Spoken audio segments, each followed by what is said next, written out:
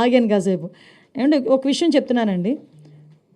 పిన్నెల్లి ఆయన మీద ఒక హత్యాయత్నం, ఈవీఎం బాక్సులు బదలగొట్టారన్న ఒకటి, ఇవన్నీ కూడా రికార్డెడ్గా దొరికినాయి. రికార్డెడ్గా దొరికిన తర్వాత అరెస్ట్ ప్రక్రియ అనేది ఎలా జరిగిందో మనందరికీ కూడా తెలుసు.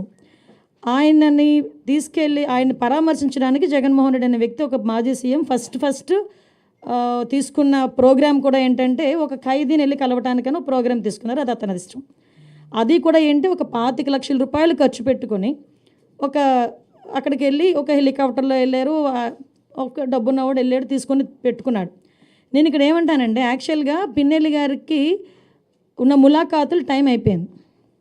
ఓకే, అయిపోయింది కాబట్టి అయినా కూడా హ్యుమానిటీ గ్రౌండ్స్లో ఒక ఎక్స్-సీఎం రిక్వెస్ట్ చేస్తే పర్మిషన్ ఇచ్చాం.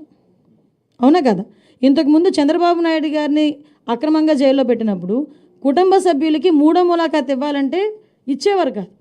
కానీ ఈరోజు మేము ఏం చేసాము, అతని రిక్వెస్ట్ అంటే అతనికి పర్మిషన్ లేదన్న సంగతి కూడా తెలుసుకున్న తర్వాత కూడా అతను రెడీ అయ్యారంటే అక్కడ గలాటా సృష్టించడానికా? మేము యాజ్ పర్ రూల్కి పైకి వచ్చి హ్యుమానిటీ బేసిస్ మీద ఇచ్చాం. కోర్స్ ఈరోజు మేము చాలామంది చెప్తున్నారు తండోపతండాలకు వెళ్తున్నారు, అలాగే వెళ్తున్నారు, ఇలాగ వెళ్తున్నారని. నేను ఒకసారి ప్రిజన్స్ ఐజీ గారితో కూడా మాట్లాడినా, అసలు ఎంతమంది ములాఖాతులు వెళ్తున్నాయి, యాజ్ పర్ రూల్ ఎలా వెళ్తున్నాయి, మేము అన్నీ కూడా మాట్లాడుకుంటున్నాం. ఆయన బయటకు వచ్చి ఈరోజు బయటకు వచ్చి అక్రమంగా అరెస్టులు చేశారు. అక్రమంగా ఏం సీసీ ఫుటేజ్ చూసిన వాళ్ళు ఎవరైనా కోర్టు ఇచ్చిందండి అతను అరెస్ట్ చేయమని? దేని మీద బెయిల్ వచ్చిందని ఇప్పుడు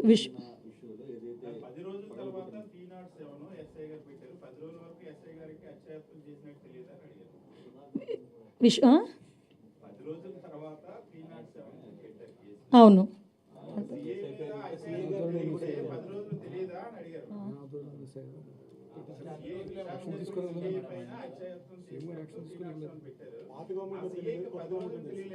అదేనండి. పాత గవర్నమెంట్ పెట్టనివ్వలేదు, కొత్త గవర్నమెంట్ వచ్చిన తర్వాత పెట్టారు. ఎలక్షన్ కమిషన్ అండి, అసలు భలే మాట్లాడతారండి సతీష్ గారు మీరు.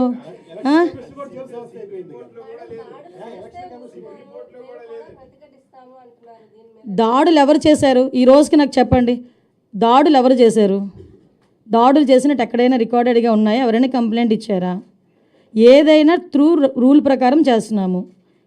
రూల్ ప్రకారం చేసేటప్పుడు దాన్ని కూడా దాడుల కింద మాట్లాడుకోవాలనుకుంటే మరి గత 5 సంవత్సరాలు చేసింది ఏమనుకోవాలి మేము? గత 5 సంవత్సరాలు చేసింది ఏమనుకోవాలమ్మా? స్టార్ట్ అయిన దగ్గర నుంచి మొదలు పెట్టారు కదా, ప్రజావేదిక కూల్చిన దగ్గర నుంచి మొదలు పెట్టారు కదా. మాలాంటి వాళ్ళందరి మీద కూడా నా మీద ఒక 23 కేసులు, ఈవిడి మీద ఒక 7 కేసులు.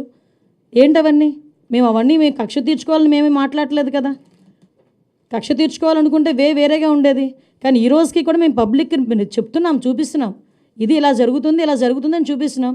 దానికి ప్రతీకార దాడులు ఎక్కడ జరిగినాయండి? ప్రతీకార దాడులు